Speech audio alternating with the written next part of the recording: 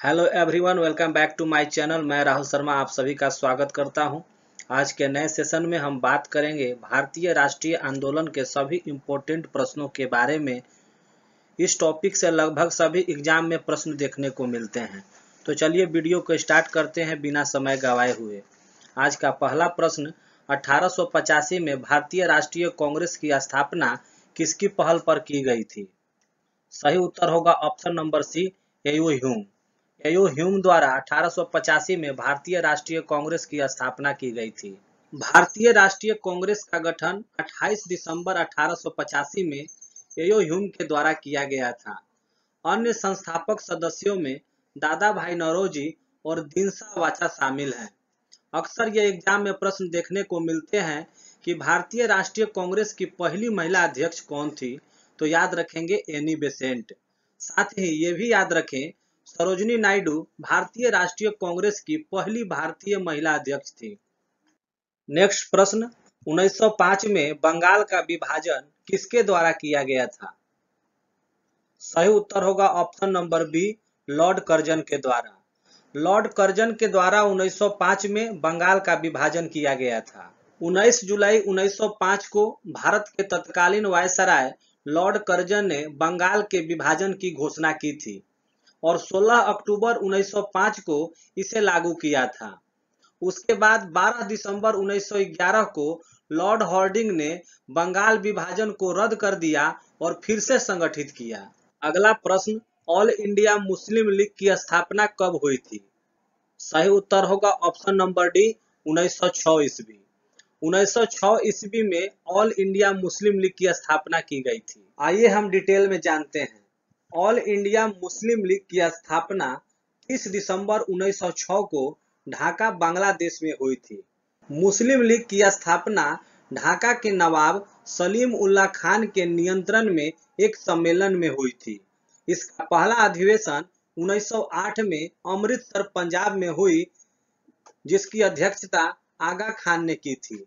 अगला प्रश्न, महात्मा गांधी किस वर्ष दक्षिण अफ्रीका से भारत लौटे थे? सही उत्तर हो जाएगा ऑप्शन नंबर ए, 9 जनवरी 1915 ईस्वी को। 9 जनवरी 1915 को महात्मा गांधी दक्षिण अफ्रीका से भारत लौटे थे। इसीलिए 9 जनवरी को प्रतिवर्ष प्रवासी भारतीय दिवस के रूप में मनाया जाता है। यह अक्सर एग्जाम में प्रश्न बनते हैं कि प्रवासी भारतीय दिवस कब मनाया जाता है।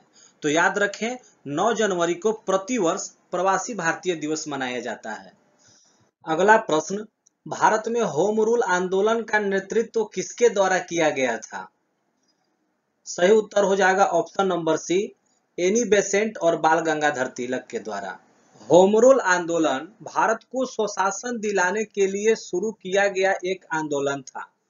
भारत में 2 होम रूल लीग की स्थापना की गई थी, जिनमें से एक की स्थापना बाल गंगाधर तिलक ने अप्रैल 1916 में पुणे में की थी और दूसरी की स्थापना एनी बेसेंट ने सितंबर 1916 में मद्रास में की थी। अगला प्रश्न, गांधी जी ने 1917 में भारत में सबसे पहले सत्याग्रह का प्रयोग कहां किया था? सही उत्तर हो जाएगा ऑप्शन नंबर बी, चंपारण। तो याद रखें गांधी जी ने 1917 में सबसे पहले सत्याग्रह चंपारण बिहार में किए थे। महात्मा गांधी के नेतृत्व में पहला सत्याग्रह आंदोलन चंपारण सत्याग्रह था। इसकी शुरुआत 1917 में बिहार के चंपारण जिले से शुरू हुई थी। चंपारण आंदोलन मूल तौर पर नील की खेती करने वाले किसानों के शोषण के खिलाफ था।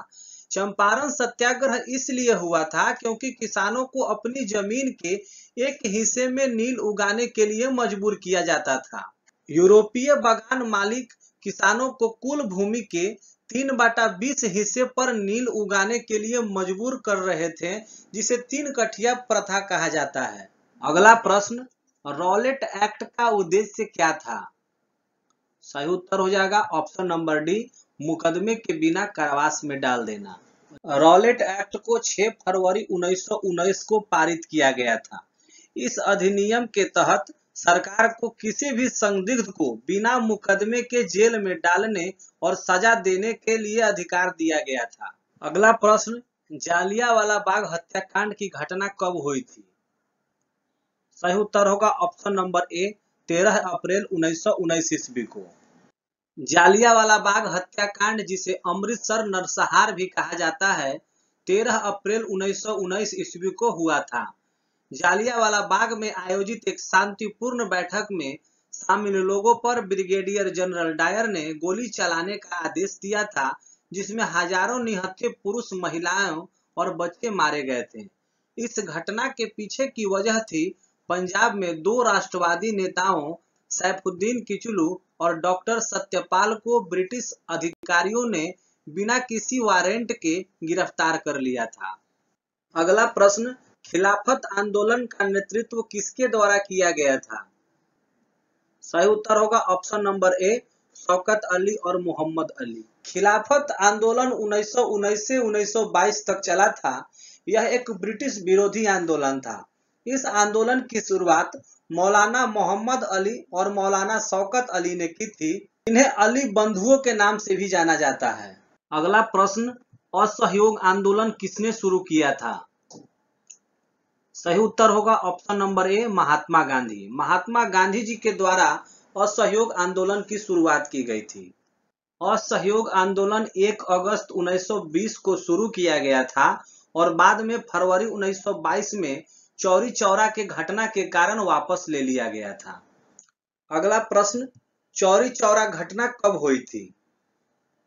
सही उत्तर होगा ऑप्शन नंबर बी 4 फरवरी 1922 ईस्वी को। चौरी चौरा की घटना के कारण महात्मा गांधी ने 12 फरवरी 1922 को असहयोग आंदोलन वापस ले लिया था। इस घटना में असहयोग आंदोलन में हिस्सा ले रहे किसानों की भीड़ पुलिस से भिड़ गए और एक पुलिस स्टेशन में आग लगा दी। इस घटना में 22 पुलिसकर्मी और 3 नागरिक मारे गए थे। अगला प्रश्न, 1 जनवरी 1923 ईस्वी को स्वराज पार्टी की स्थापना किसके द्वारा की गई थी? सही उत्तर होगा option number A Deshbandhu Chittaranjan Das और मोतीलाल नेहरू। असहयोग आंदोलन की विफलता के कारण स्वराज पार्टी का गठन किया गया था। 1 जनवरी 1923 ईस्वी को देशबंधु चित्तरंजन दास और मोतीलाल नेहरू के साथ स्वराज पार्टी का गठन किया गया था, जिसे कांग्रेस खिलाफत स्वराज पार्टी के नाम से भी जाना जाता है। स्वराज पार्टी का लक्ष्य भारत को ब्रिटिश शासन से मुक्त करना और स्वशासन स्थापित करना था। अगला प्रश्न, साइमन कमीशन भारत कब आया था? सही उत्तर हो जाएगा 3 फरवरी 1928 ईस्वी को। साइमन कमीशन को साल 1927 ईस्वी में ब्रिटिश सरकार ने भारत सरकार अधिनियम 1919 में समीक्षा के लिए नियुक्त किया था।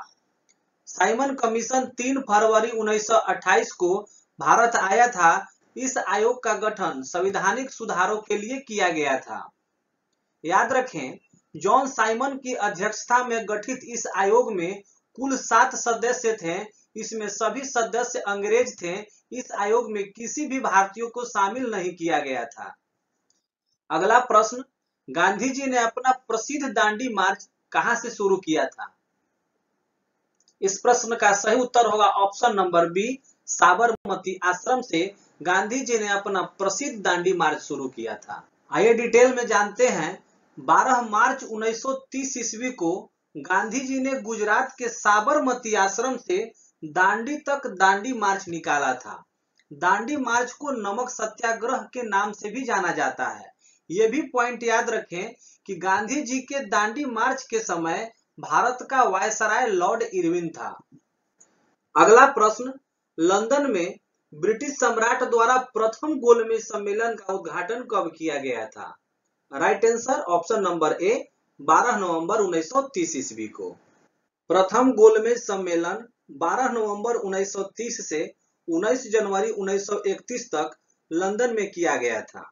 इसका उद्घाटन जॉर्ज पंचम ने किया था और इसके अध्यक्ष ब्रिटिश प्रधानमंत्री रामसे मैकडोनाल्ड थे। साथ ही ये भी याद रखें, प्रथम गोलमेज सम्मेलन के दौरान लॉर्ड इरविन भारत के वायसराय थे। अगला प्रश्न, द्वितीय गोलमेज सम्मेलन में कांग्रेस का प्रतिनिधित्व किसके द्वारा किया गया था? इस प्रश्न का सही उत्तर होगा ऑप्शन नंबर ए महात्मा गांधी जी के द्वारा। द्वितीय गोलमेज सम्मेलन 7 सितंबर 1931 ईस्वी से 1 दिसंबर 1931 ईस्वी तक लंदन में आयोजित किया गया था। इस सम्मेलन में महात्मा गांधी ने भारतीय राष्ट्रीय कांग्रेस का प्रतिनिधित्व किया था और सरोजिनी नायडू ने भारतीय महिलाओं का प्रतिनिधित्व की थी। अगला प्रश्न, तृतीय गोलमेज सम्मेलन का आयोजन कब किया गया था? सही उत्तर होगा ऑप्शन नंबर बी, 17 नवंबर 1932 ईस्वी को तृतीय गोलमेज सम्मेलन का आयोजन किया गया था। तृतीय गोलमेज सम्मेलन 17 नवंबर 1932 ईस्वी से 14 दिसंबर 1932 के बीच लंदन में आयोजित हुआ था, जिसमें लेबर पार्टी, गांधी और भारतीय राष्ट्रीय कांग्रेस इस सम्मेलन में शामिल नहीं हुए थे। मोस्ट इंपोर्टेंट पॉइंट याद रखें, बी.आर. अम्बेडकर और तेज बहादुर सप्रू ने तीनों गोलमेज सम्मेलन में भाग लिया था। अगला प्रश्न, पूना पैक्ट में किसके बीच हस्ताक्षर किए गए थे? सही उत्तर होगा option number A, doctor B R. Ambedkar और महात्मा गांधी के बीच पूना पैक्ट में हस्ताक्षर किए गए थे। पूना पैक्ट महात्मा गांधी और डॉक्टर भीमराव अंबेडकर के बीच 24 सितंबर 1932 को हुआ एक समझौता था। इस समझौते के तहत ब्रिटिश भारत की संसद में दलित वर्ग को चुनावी सीटों पर आरक्षण दिया गया था। यह समझौता पुणे की सेंट्रल जेल में महात्मा गांधी और डॉक्टर अंबेडकर के बीच हुआ था। इस समझौते में महात्मा गांधी की तरफ से मदन मोहन मालवीय ने हस्ताक्षर किया था। अगला प्रश्न, भारत सरकार अधिनियम 1935 के समय भारत का वायसराय कौन था? सही उत्तर होगा option number C, lord Wellington. Bharat सरकार अधिनियम 1935 ब्रिटिश भारत का अंतिम संविधान था, जिसे ब्रिटिश संसद ने 1935 में पारित किया था और यह 1937 में लागू हुआ था। वेरी इंपॉर्टेंट पॉइंट, भारत सरकार अधिनियम 1935 के द्वारा बर्मा को भारत से अलग किया गया था, ये याद रखिएगा। अगला प्रश्न, मुस्लिम लीग ने पाकिस्तान की मांग का प्रस्ताव सर्वप्रथम कांग्रेस के किस अधिवेशन में रखा था? सही उत्तर होगा ऑप्शन नंबर ए, 1940 का लाहौर अधिवेशन में। मुस्लिम लीग ने 1940 के लाहौर अधिवेशन में एक अलग मुस्लिम राज्य यानी पाकिस्तान की मांग की थी। इस प्रस्ताव को लाहौर प्रस्ताव या पाकिस्तान प्रस्ताव के नाम से जाना जाता है। अगला प्रश्न, 1942 ईस्वी में कांग्रेस के मुंबई अधिवेशन में भारत छोड़ो प्रस्ताव किसके द्वारा लाया गया था? इस प्रश्न का सही उत्तर होगा option number C, Jawaharlal Nehru के द्वारा। आइए डिटेल में जानते हैं। भारत छोड़ो आंदोलन का प्रस्ताव जवाहरलाल नेहरू द्वारा लाया गया था। भारत छोड़ो प्रस्ताव को महात्मा गांधी ने 8 अगस्त 1942 ईस्वी को मुंबई के ग्वालियर टैंक मैदान में अखिल भारतीय कांग्रेस कमेटी के सत्र में पारित किया था। इस प्रस्ताव का मकसद भारत में ब्रिटिश शासन को खत्म करना था। ये भी पॉइंट याद रखें, भारत छोड़ो का नारा समाजवादी कांग्रेस नेता यूसुफ मेहर अली ने दिया था। अगला प्रश्न, किस कानून द्वारा भारत और पाकिस्तान दो स्वतंत्र राष्ट्रों में विभाजित किए गए थे? सही उत्तर होगा ऑप्शन नंबर ए, भारतीय स्वतंत्रता अधिनियम 1947। भारत का विभाजन 1947 में ब्रिटिश भारत का विभाजन था, जिसके साथ ही पाकिस्तान का भी निर्माण हुआ था। 3 जून 1947 को माउंटबेटन ने एक प्रेस कॉन्फ्रेंस में भारत के विभाजन की घोषणा की थी और 15 अगस्त 1947 को आजादी की तारीख की घोषणा की थी। 1947 में लॉर्ड माउंटबेटन द्वारा घोषित भारत और पाकिस्तान सीमा आयोग के अध्यक्ष सिरिल रेडक्लिफ थे। अगला प्रश्न, आजाद हिंद फौज का गठन किसके द्वारा किया गया था? सही उत्तर होगा option number D, Subhash Chandra Bose ji के द्वारा। 21 अक्टूबर 1943 ईस्वी को सुभाष चंद्र बोस ने सिंगापुर में आजाद हिंद फौज का गठन किया था। नेक्स्ट प्रश्न, गांधी इरविन समझौता कब हुआ था? सही उत्तर होगा ऑप्शन नंबर डी, 5 मार्च 1931 ईस्वी को। गांधी इरविन समझौता भारत के सविनय अवज्ञा आंदोलन से संबंधित था। इस समझौते पर 5 मार्च 1931 ईस्वी को महात्मा गांधी और लॉर्ड इरविन ने हस्ताक्षर किए थे।